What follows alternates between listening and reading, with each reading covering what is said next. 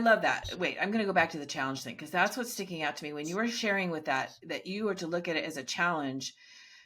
That is so enlightening for me because I was that person that would look at everything not as a challenge but as a defeat. And here's why for me. Here was my mindset. I had a brother who was abusive towards me, and he was bigger than me, a lot bigger than me, and older than me. And he would always suck me into doing something where he's like, no, no, no, you'll win this time. You'll win this time. No, no, no, you'll win this time.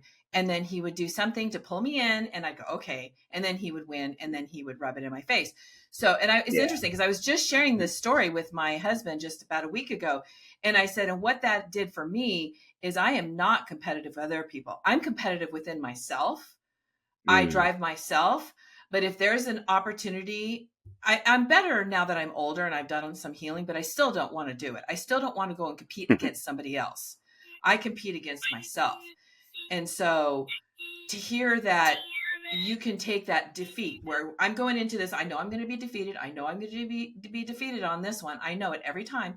And I go into it instead saying, hey, this is a challenge for me, completely changes my mindset and actually does motivate me to go, okay, let me look at this instead of looking at it as defeat. Yes.